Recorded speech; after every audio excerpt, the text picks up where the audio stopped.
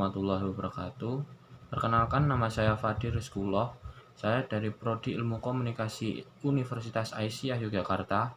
Kali ini saya akan menyampaikan PowerPoint materi tentang teori komunikasi organisasi. Ya, apa itu komunikasi organisasi? Komunikasi organisasi adalah pengiriman dan penerima berbagai pesan organisasi di dalam kelompok formal maupun informal dari suatu organisasi. Nah, dan bisa juga lagi komunikasi organisasi adalah suatu penampakan dan persepsi pesan atau informasi di dalam unit-unit komunikasi yang merupakan bagian dari suatu organisasi tertentu. Di dalam organisasi pada umumnya terdapat unit-unit komunikasi dalam beberapa hubungan hierarki antara yang satu dengan yang lainnya, juga berfungsi dalam satu lingkaran tertentu.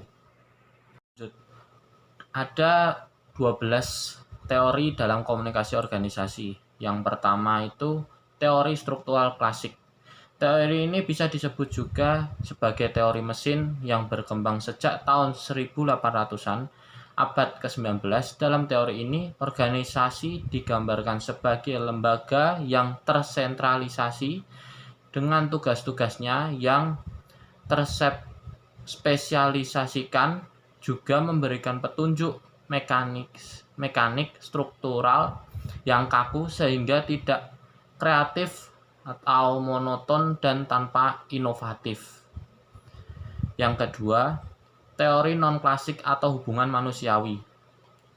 Teori ini muncul dikarenakan adanya ketidakpuasan dengan teori klasik. Teori ini juga menyempurnakan teori sebelumnya, yaitu teori klasik. Teori ini beracuan pada pentingnya aspek psikologis dan sosial karyawan sebagai individu ataupun kelompok kerja. Yang ketiga adalah teori fusi. Karena adanya kesadaran akan masalah pada kepuasan minat manusia yang berbeda-beda dalam suatu birokrasi, maka Bakke pada tahun 1950 telah menyerahkan adanya proses fusi. Dia menyatakan bahwa organisasi hingga suatu tahap tertentu mempengaruhi individu.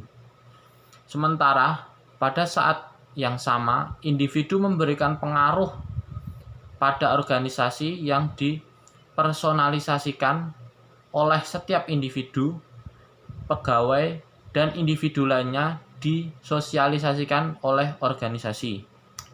Yang keempat, teori Laker. Teori ini lebih mengacu pada struktur ke atas daripada struktur ke bawah. Komunikasi, pengawasan, dan pencapaian tujuan suatu diarahkan ke atas, sehingga dapat dikatakan bahwa proses berkomunikasi memiliki peran yang sangat penting pada suatu organisasi dalam membuat organisasi yang berstruktur, penyambung dengan efisien, karena semua kelompok harus bersifat efektif. 5. Teori komunikasi kewenangan. Teori ini berfokus pada sumber kewenangan dari pemerintah dalam menjalankan proses hukum, publik maupun pribadi. Yang keenam, teori sistem. Teori ini memberikan arti sebagai kesatuan yang terbentuk dari beberapa unsur, dan unsur yang banyak ini berada dalam keterkaitan yang mengikat dalam fungsional.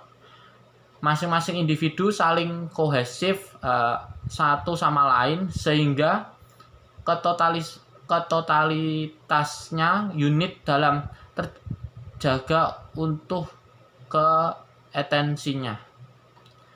Lanjut, yang ketujuh adalah teori original modern atau teori terbuka. Teori ini sebenarnya merupakan teori yang memadukan antara teori klasik dengan teori non-klasik, yang berusaha memberi pengembangan mengenai teori yang sebelumnya. Teori nomor 8 atau teori X dan Y.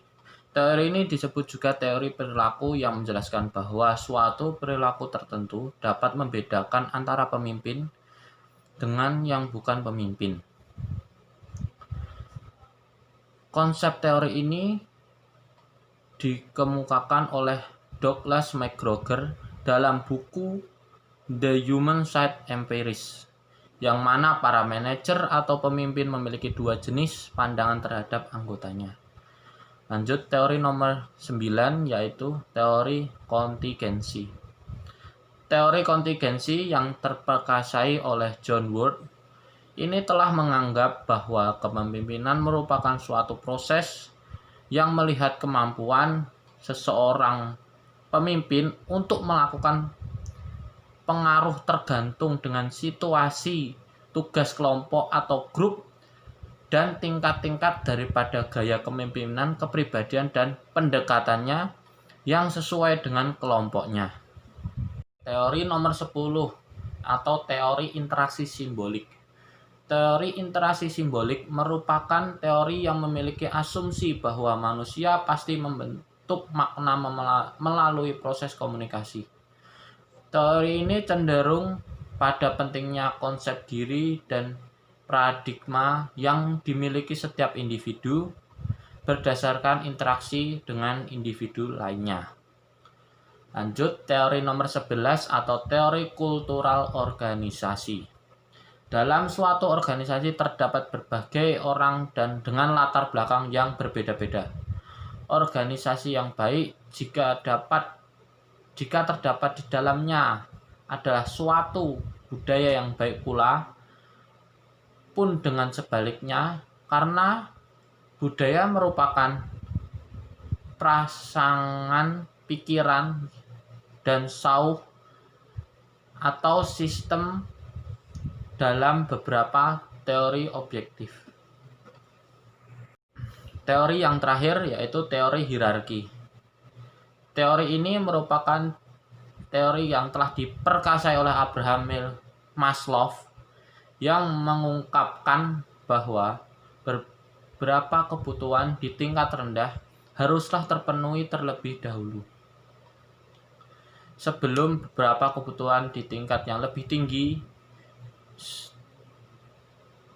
yang terpenuhi dulu. Teori ini sebanyaknya teori yang memberikan motivasi pada setiap orang yang menangkap kiasan ini. Terima kasih atas perhatiannya. Kurang lebihnya mohon maaf. Wabillahi taufik wal hidayat. Wassalamualaikum warahmatullahi wabarakatuh.